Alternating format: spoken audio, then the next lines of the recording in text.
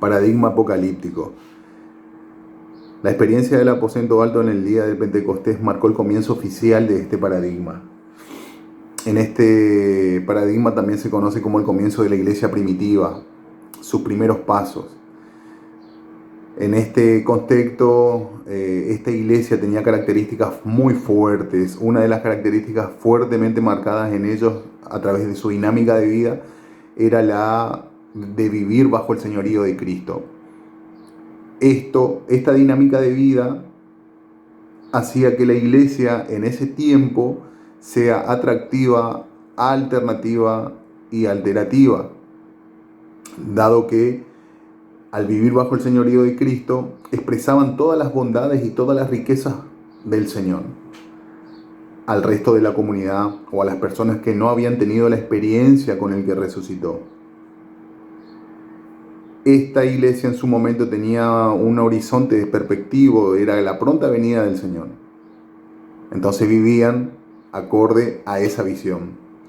Los motivos de la misión, no había una estructura formal, cada creyente era agente de misión, los puntos claves eran la familia, los amigos, los compañeros de trabajo, las rutas de comercio del imperio marcaban puntos de encuentro donde se hablaba y se expresaba al Señor.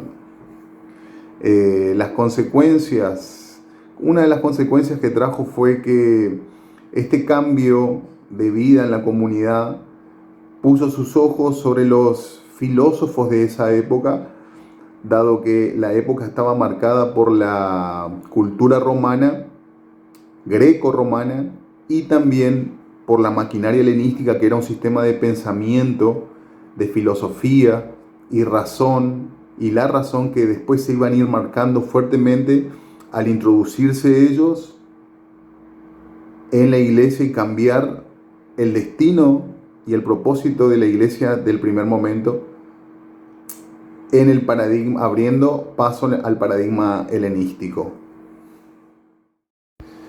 Dado que en este contexto la iglesia primitiva crecía en número, la iglesia era imbatible, la iglesia era imparable como dinámica de vida, a la misma vez, este crecimiento produce que los mismos cristianos empiecen a interactuar con el resto de personas o comunidades, con otras culturas de pueblos que habían sido conquistados por el imperio grecorromano del momento.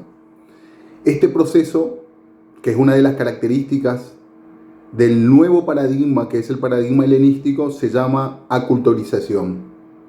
En este proceso de aculturización, donde los cristianos empiezan a ser medidos desde adentro y a recibir ataques desde adentro y también de afuera, aparecen los apologetas, que eran eruditos cristianos, ¿sí?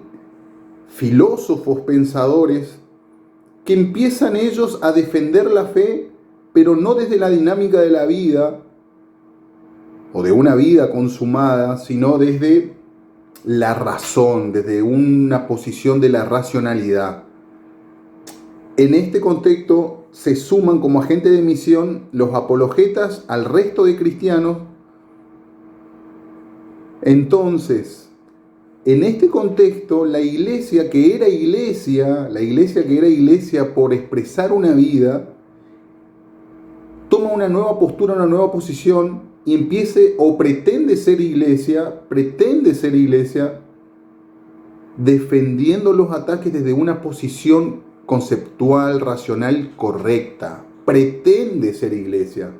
Entonces vemos un desbalance del comienzo de la iglesia en el paradigma apocalíptico, que acá en el paradigma helenístico se empieza a degradar esa esencia de vida, esa praxis de vida, esa práctica, y también como que se empieza a corromper, porque esto abrió paso a que la iglesia, en los agentes de misión, relacionado a la misión, se empieza a defender la misión desde otra posición y los agentes ya se empiezan a concentrar. ¿Por qué? Porque se pone por encima de la dinámica de vida la intelectualidad,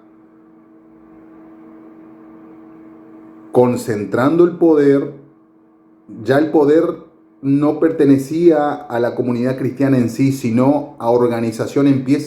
La iglesia empieza a tomar una estructura funcional y organizacional con respecto a su futuro. Y este es el paradigma helenístico.